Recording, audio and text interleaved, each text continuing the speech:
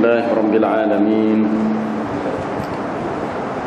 والصلاة والسلام على رسول الله وعلى آله وصحبه أجمعين. سبحانك لا علم لنا إلا ما علمتنا إنك أنت العليم الحكيم وتب علينا إنك أنت التواب الرحيم. رب اشرح لي صدري ويسر لي أمري واحلل عقدة من لساني يفقهوا قولي. اللهم انفعنا بما علمتنا وعلمنا ما ينفعنا. اللهم زدنا علما. Amma ba'd. Sambungan kita malam ni ayat 65 dari surah An-Nahl. Ayat 65 muka surat 274.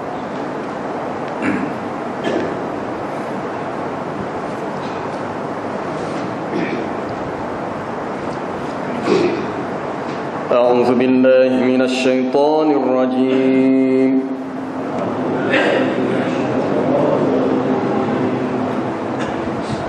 بسم الله الرحمن الرحيم.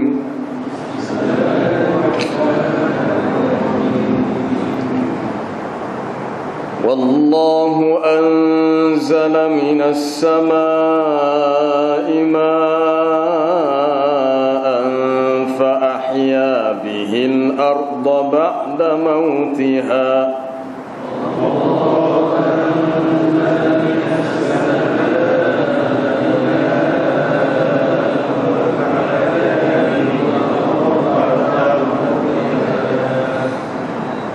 إن في ذلك لآية لقوم يسمعون.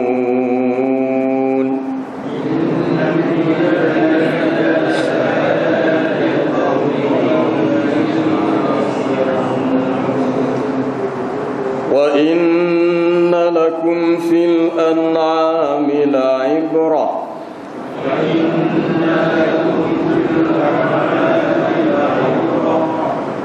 نسقيكم مما في بطونه من بين فرث ودم لبنا خالصا سائغا للشاربين.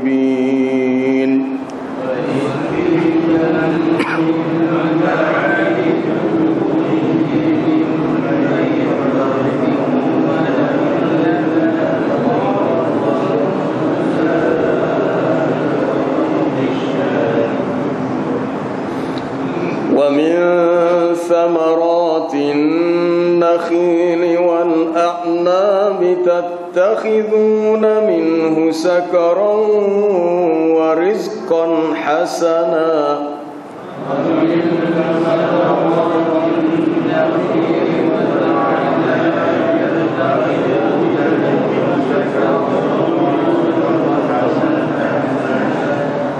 إن في ذلك لآية لقوم يعقلون.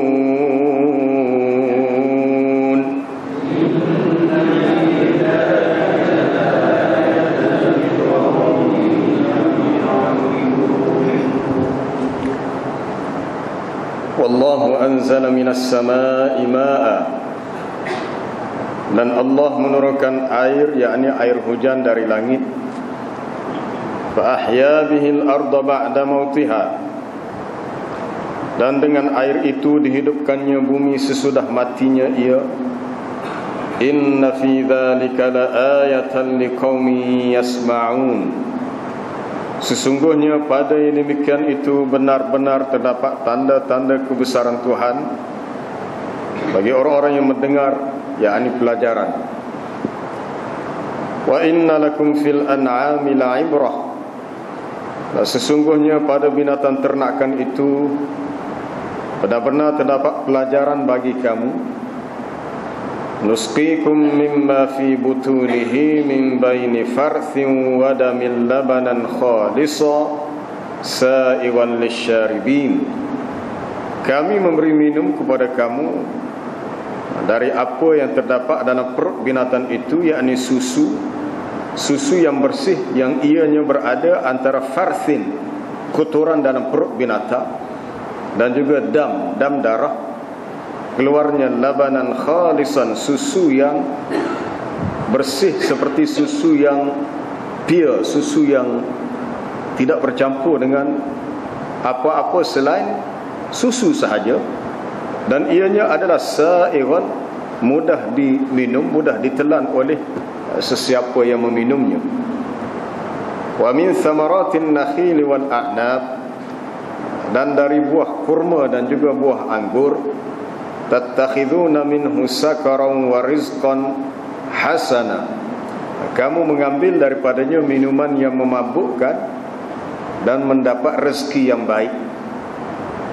Inna fi dzalika laayatan liqaumin ya'qilun, sesungguhnya pada yang demikian itu benar-benar terdapat tanda kebesaran Allah bagi orang yang memikirkannya. Ayat 65 hingga ayat 67. Ada 3 tajuk yang berlainan dalam 3 ayat ini. Pertama berhubung dengan salah satu tanda kekuasaan Allah menurunkan air hujan daripada langit, menjadi bukti kepada Allah Ta'ala berkuasa menghidupkan orang yang telah mati. Ayat 66 berhubung dengan nikmat yang Allah Ta'ala berikan kepada manusia, iaitu al-an'am, binatang ternakan yang boleh diambil ibrah, pengajaran daripadanya. Diulang perkara ini bukan dalam ayat ini sahaja, dalam ayat-ayat yang lain yang kita boleh lihat dalam surah yang lain. Dan ayat 67 berhubung dengan rezeki yang Allah Ta'ala berikan kepada manusia berupa buah-buahan daripada pokok kurma, pokok tamar, buah anggur, yang sebahagiannya manusia mengambilnya sebagai minuman yang memabukkan. Ayat ini ketika belum diharamkan meminum arak atau minuman yang memabukkan. Baik, kita lihat yang pertama. Wallahu anzala minas sama'i ma'a, dan Allah Ta'ala menurunkan daripada langit air, maksudnya ma'al matar, air hujan. Maka dia menghidupkan bumi dengan sebab air yang turun itu selepas kematiannya. Dalam surah yang sama, di awal surah kita telah membaca tafsiran ayat, huwallazi anzala minas sama'i ma'a lakum minhu syarabun wa minhu syajarun fihi tusimun. Dialah Allah yang menurunkan daripada langit air untuk kamu, ada daripada air itu kegunaannya untuk kamu minum, dan sebahagiannya kamu gunakan untuk kamu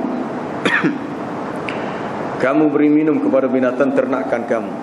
Itu kegunaan air. Di sini Allah Ta'ala menyebut hujan untuk dikaitkan dengan kekuasaannya menghidupkan orang yang telah mati setelah makhluk itu mati. Perkara ini diulang bukan sekali dua, bahkan berulang kali. Berulang kali. Kita lihat di awal surah surah Qaf, wa nazzalna minas sama'i ma'an,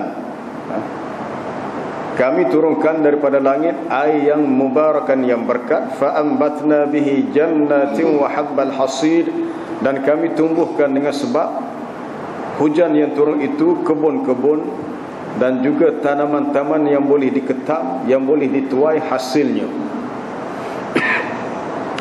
Ayat berikutnya menyebut, beberapa ayat selepasnya, kadzalikal khuruj, maka demikianlah manusia akan keluar daripada kubur.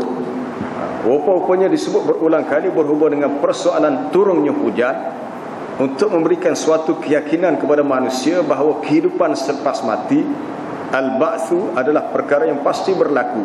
Maka begitulah Allah Ta'ala menggunakan objek yang sama, air hujan yang turun daripada langit, untuk manusia faham tentang hakikat kehidupan dunia. Innama mathalul hayatid dunya kama'in anzalnahu minas sama' fakhtalata bihi nabatul ardi mimma ya'kulun nas wal an'am hatta idza akhadhatil ardu zukhrufaha wa zayyanat wa dhanna ahluha annahum qadiruna 'alayha ataha amruna laylan aw naharan faj'alnaha hasidan ka'an lam taghna bil ams.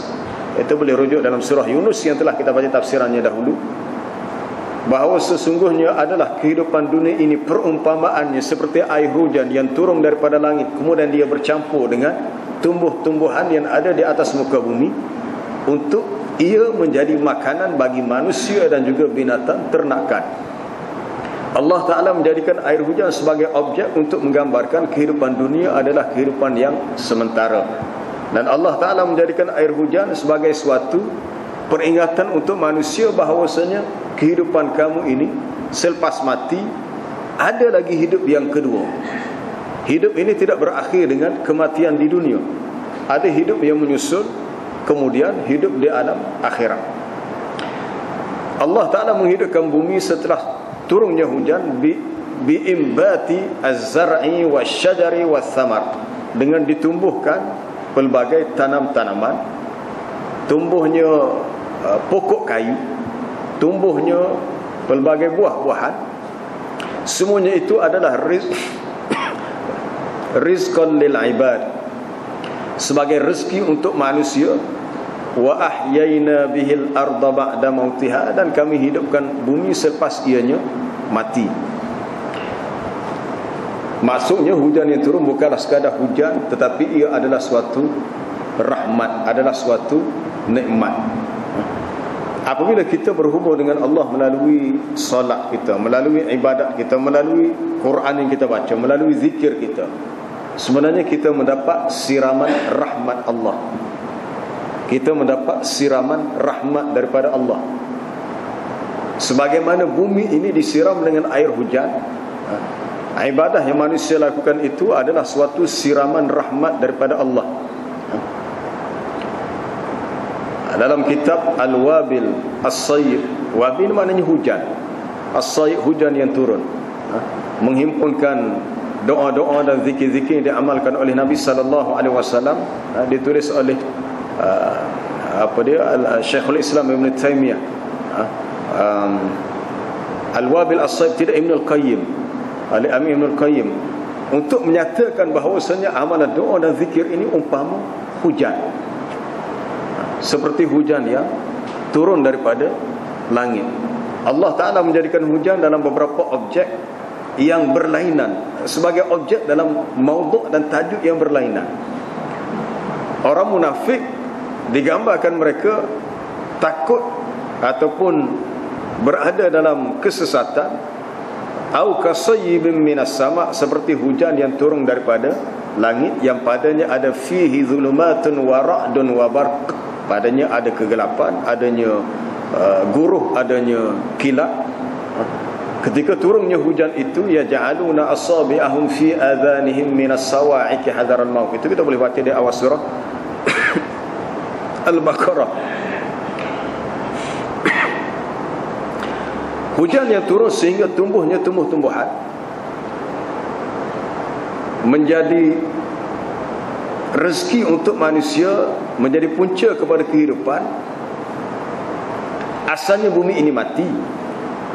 Wa min ayatihi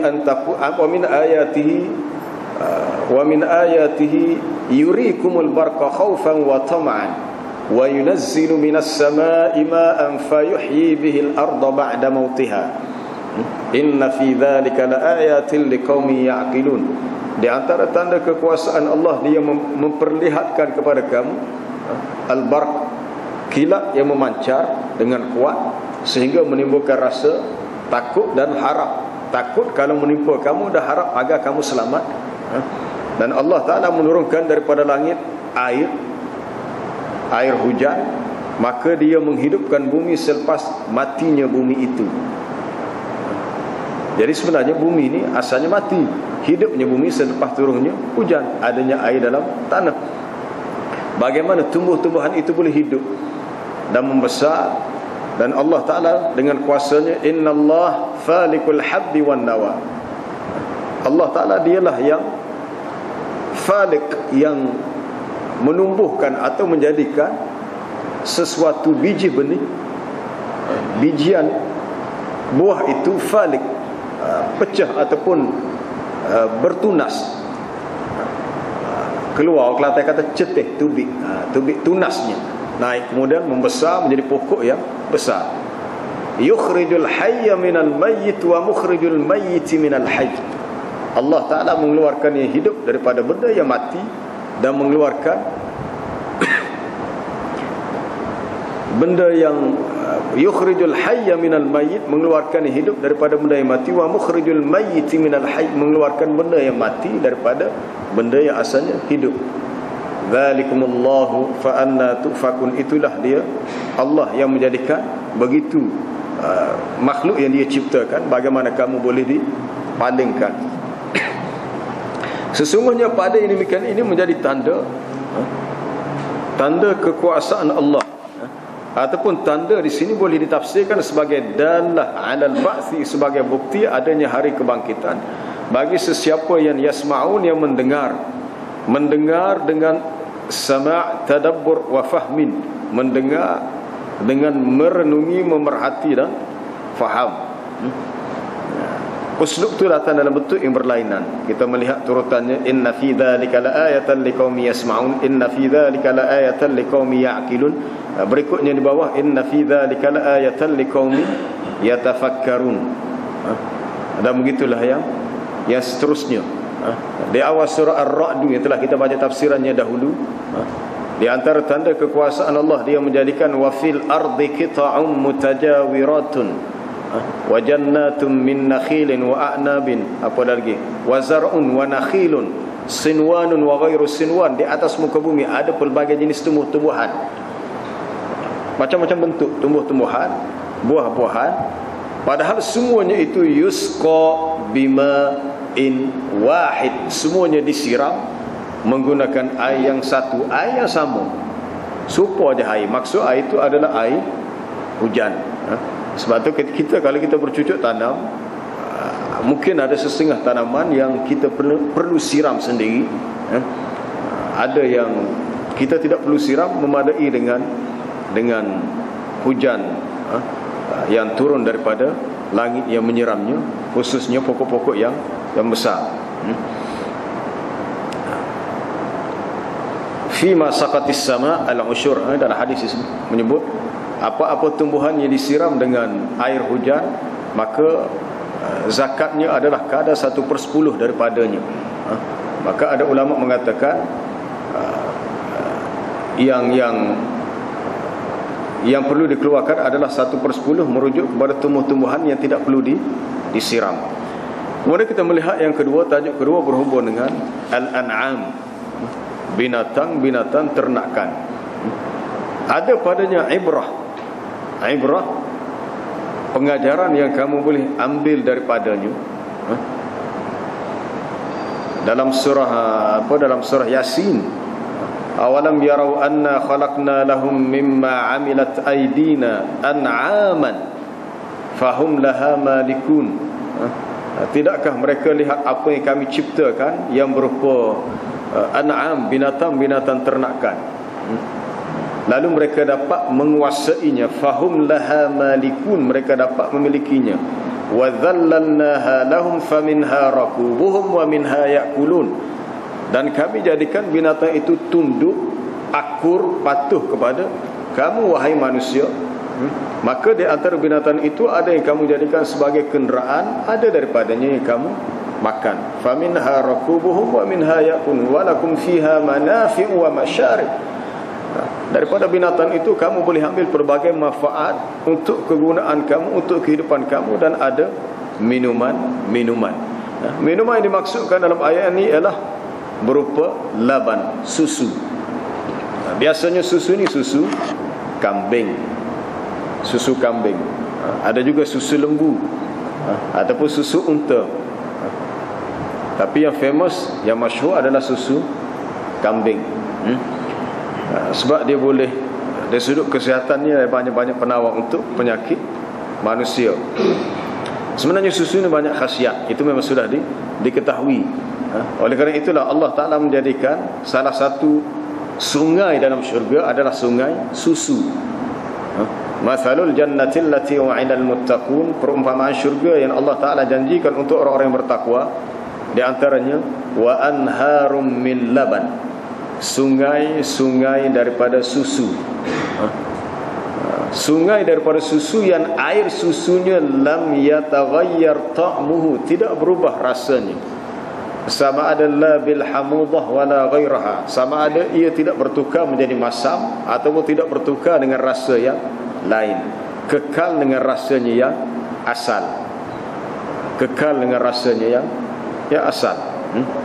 Walaupun asalnya susu itu terhasil daripada apa dia?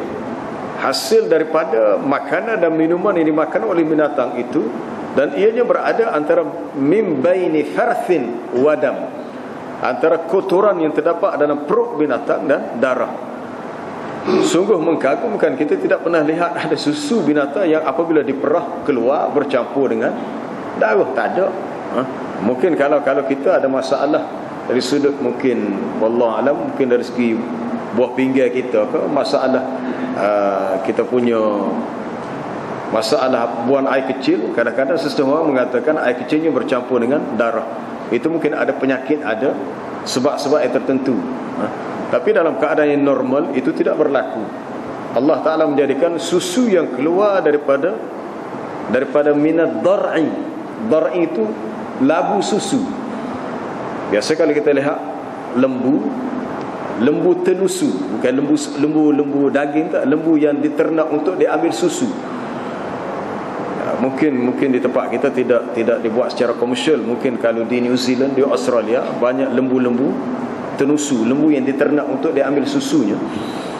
Ad-dar'i maknanya labu susu tu, apabila diperah keluar daripadanya susu yang khalis, yang benar-benar susu dan tidak bercampur dengan apa-apa benda lain dalam badan binatang. Ini adalah suatu imtinan, kurniaan Allah untuk hambanya. Dan kita dapat meminum dengan begitu mudah, sa'ir, tidak terasa bahawa minuman itu tersangkut, terlekat pada leher kita. Nah, sepatutnya kita memuji Allah di atas kurniaan nikmat ini. Susu ni suatu objek untuk menggambarkan fitrah. Bagaimana ketika berlakunya peristiwa Isra dan Mi'raj, sebelum Nabi SAW dimi'rajkan ke langit, katanya Jibril datang membawa kepadaku dengan bi'ina'aini, dua bekas. Satu bekasnya min laban, daripada susu. Satu bekas daripada khamar, arak. Fanazartu ilaihima, aku melihat kedua-duanya. Wakhtartul laban, Nabi kata aku pilih susu, aku tidak pilih arak. Apabila Nabi SAW memilih susu, tapi tak diceritakan sama ada susu tu susu unta ke, susu lembu ke, susu kambing, tak penting. Yang pentingnya susu, dan diketahui warnanya putih.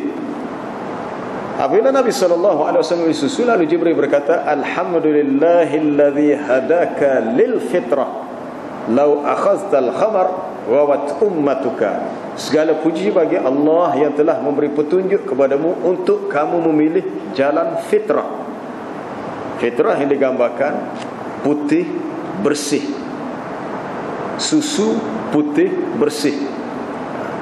Ya, semana-mana susu yang dijual di pasaran, susu yang berperisa itu dah ada warna lain. Ada warna itu yang bukan pure, yang bukan original. Yang asal susu warna putih. Kalaulah kamu yang Muhammad mengambil arak, nescaya akan menjadi sesatlah umatmu.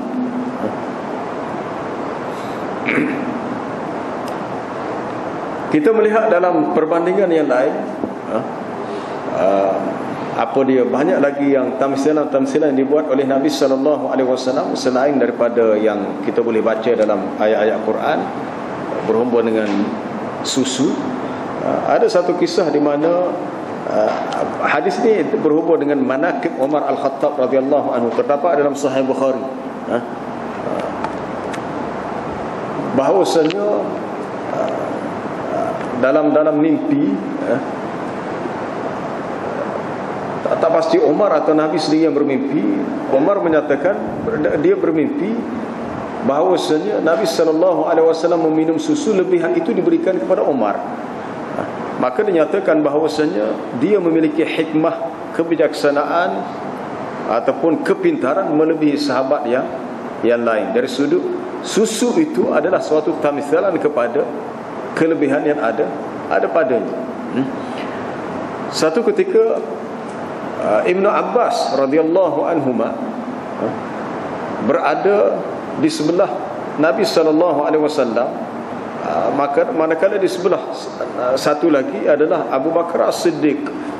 Setelah Nabi SAW selesai meminum susu, lalu dia mahu memberikan kepada Ibnu Abbas.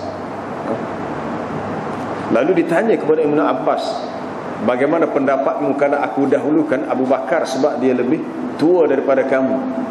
Maka kata Ibnu Abbas, demi Allah, aku tidak akan mengutamakan orang lain untuk aku ambil berkat daripada bekas minumanmu, iaitu susu yang kamu minum itu. Walaupun kita kata mungkin dalam keadaan yang biasa, kalau tidak melibatkan unsur keberkatan, mungkin kita mengatakan memberikan kepada orang lain, ithar itu lebih utama. Tetapi atas keterujaan Ibnu Abbas untuk mendapat kelebihan berkat, sebab minuman itu adalah susu yang telah diminum oleh Nabi sallallahu alaihi wasallam, maka katanya aku tidak akan mengutamakan orang lain di atas lebihan susu yang telah engkau minum. Ada dalam satu cerita yang lain pula, seseorang datang ke rumah Nabi sallallahu alaihi wasallam dan menghadiahkan satu bekas susu. Hadis ini diceritakan oleh Abu Hurairah. Bila dia terima susu, padahal hari itu dia sangat lapar. Abu Hurairah mengatakan, aku sangat lapar dan ketiadaan makanan. Bila ada orang lain hadiah susu kepada Nabi, Nabi kata, wahai Abu Hurairah, kamu bawa susu ini dan berikan kepada Ahlus Suffah. Siapa Ahlus Suffah? Ahlus Suffah ni orang-orang yang berada di belakang rumah Nabi ataupun kawasan kita kata beranda rumah tepi masjid. Orang-orang yang datang daripada jauh semata-mata untuk belajar agama terus daripada Nabi sallallahu alaihi wasallam, dan kebanyakan mereka adalah orang-orang yang fakir miskin. Salah seorang di antara mereka adalah Abu Hurairah sendiri. Maka dia dalam keadaan lapar, terpaksa akur patuh kepada perintah Nabi, beri pada orang lain, padahal dia sangat berhajat. Bagi-bagi habis, akhir sekali bawalah bagi minum kepadanya. Tapi berkat apa yang Nabi berikan, benda tu tak habis. Mungkin kita kalau ada sekotak susu, sekotak tak habis, tak ada lah. Nak lagi, orang beli orang lain. Habis dah. Baik. Adanya susu yang khalis. Pernahkah kita bertemu dengan perkataan khalis dalam Quran selain daripada ayat ini? Labanan khalis. Ya, di awal surah Az-Zumar. Tanzilul kitab minallahil azizil hakim, inna anzalna ilaikal kitaba bil haqqi fa'budillaha mukhlishan lahuddin, ala lillahid dinul khalis.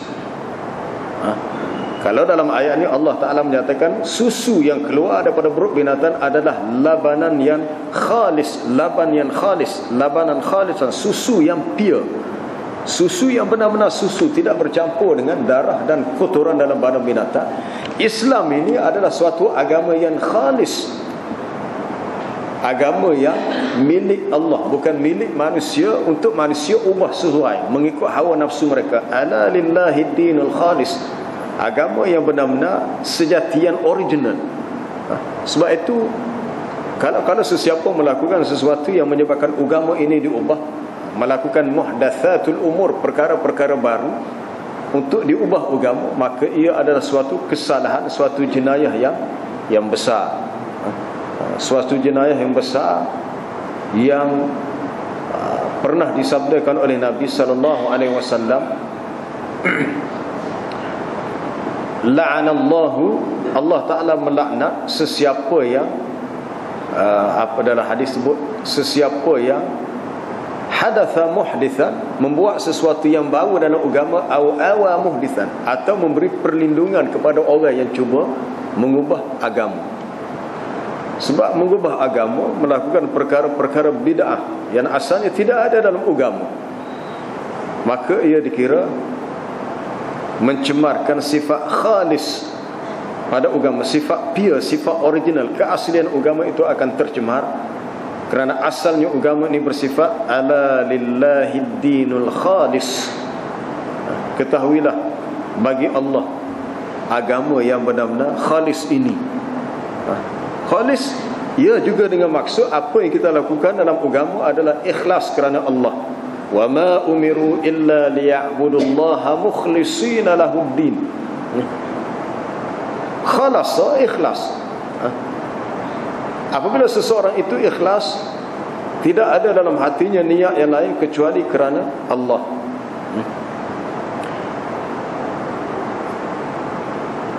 apabila Allah Ta'ala menguji sebahagian sahabat supaya merendahkan suara ketika bercakap dengan Nabi SAW dalam ayat di awal surah Al-Hujurat, innal ladhina ya ayyuhalladzina amanu la tarfa'u aswatakum fawqa sautin nabi, sampailah kepada ayat ulaika alladzina imtahana Allahu qulubahum littaqwa innal ladzina yaghudduna aswatahum 'inda rasulillahi ulaika alladzina imtahana Allahu qulubahum littaqwa. Sesungguhnya orang-orang yang merendahkan suara mereka di sisi Nabi sallallahu alaihi wasallam itulah orang-orang yang diuji hati mereka untuk takwa. Imtahana dalam tafsiran disebut imtahana maknanya akhlasa untuk pastikan bahawasanya ketakwaan yang ada dalam hati mereka ada ketakwaan yang sejati, yang original, yang benar-benar tulen, yang benar-benar pure. Itu kita melihat kalau di segi perbandingan antara ayat yang menyatakan susu yang keluar daripada perut binatang adalah laban yang khalis, maka begitu juga Islam sebagai agama fitrah adalah din yang khalis. Din yang khalis. Ini adalah suatu nikmat dan suatu rezeki untuk kita semua. Allah Ta'ala menjadikan daripada binatang itu susu untuk kita minum daripadanya. Kemudian tajuk yang ketiga berhubung dengan buah-buahan daripada an-nakhil, pokok kurma, maksudnya buah tamar ataupun al-a'nab, buah anggur, yang kamu ambil daripadanya sakaran,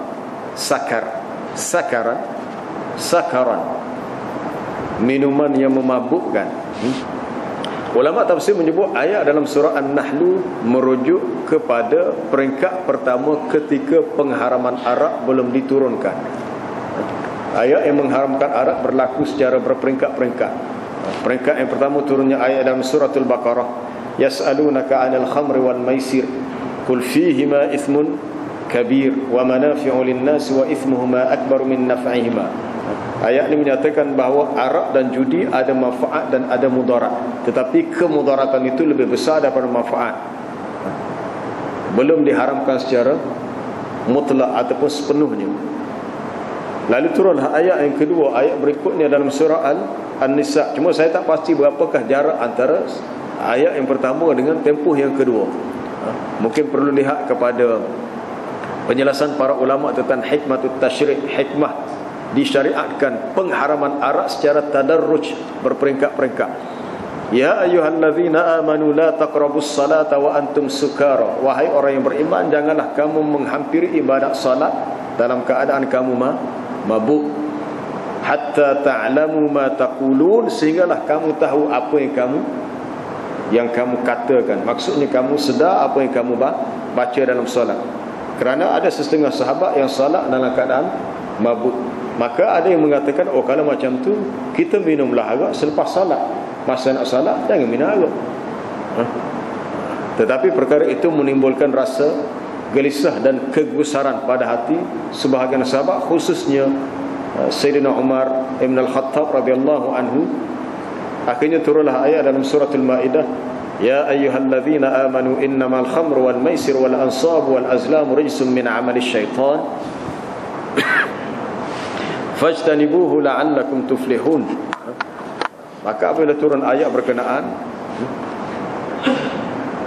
katanya intahaina, kami dah berhenti dan kami mahu berhenti. Pertamanya sifat yang diberikan kepada minuman yang dihasilkan daripada jus. Pertama jus apa tadi? Jus kurma, dan satu lagi jus anggur, minuman yang memabukkan. Sebab itu timbul isya'ah, khabar-khabar angin ataupun qila wa qala, ada yang kata begitu, ada yang kata begini.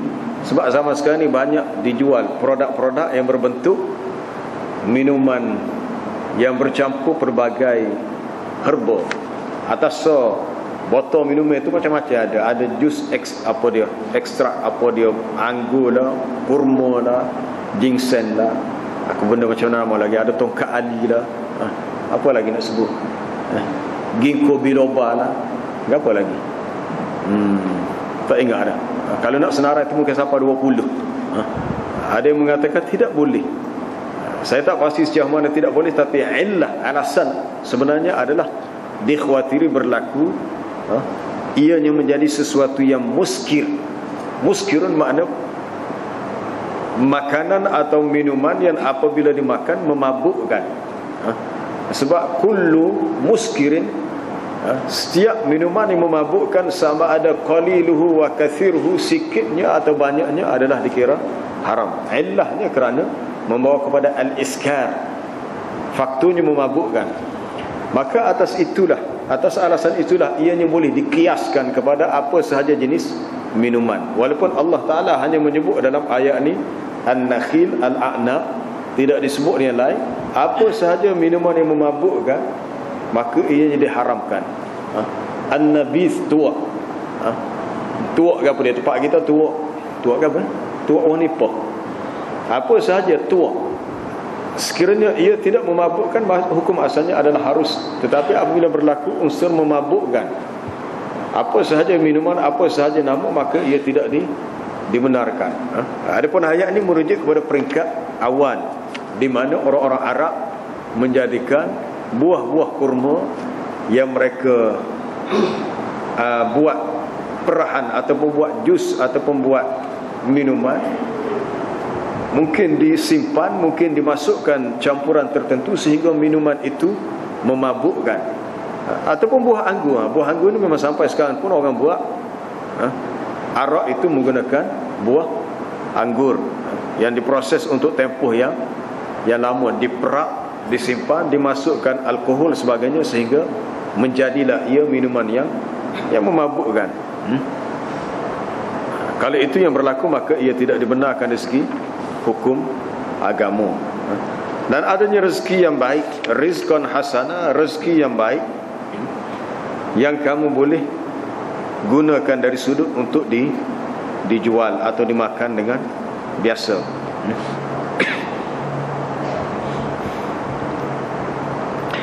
Berkata Ibnu Abbas, as-sakar, as-sakar yang memabukkan ialah ma hurrima, apa yang diharamkan daripada min thamarataihima, daripada kedua-dua buah ini an-nakhil wal 'inab, buah daripada pokok kurma dan juga buah anggur. Adapun rezeki yang baik, yang merujuk kepada rezeki di sini ialah katanya seperti al-khal. Al-khal ni cuka. Cuka ada asid masam, tetapi ia dibenarkan dan ia tidak memabukkan. Inna fi dzalika laayatan liqaumin ya'qilun. Sesungguhnya pada yang demikian itu menjadi tanda kekuasaan Allah bagi kaum yang berakal. Pada makanan, pada buah-buahan yang kita makan, ada rezeki yang baik yang manusia boleh ambil daripadanya pelbagai rezeki. Jadi semua ini adalah untuk tujuan kita mensyukuri nikmat hujan, nikmat al-an'am, binatang ternakan, termasuklah nikmat buah-buahan, buah kurma, buah anggur, untuk kita mensyukuri akan segala nikmat Allah dan berusaha untuk menggunakan nikmat ini dengan sebaik mungkin. Kerana nikmat ini diberikan bukan secara percuma.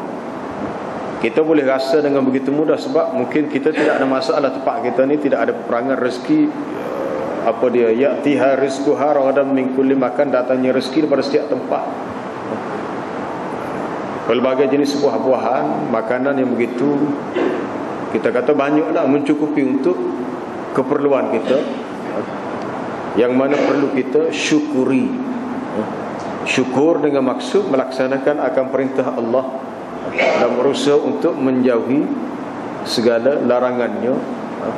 Dan seseorang yang taksir, leka, cuai sehingga gagal melaksanakan perintah Allah dan terjatuh dalam larangan, maka dia perlu kembali ke jalan Allah dan perlu dia bertaubat.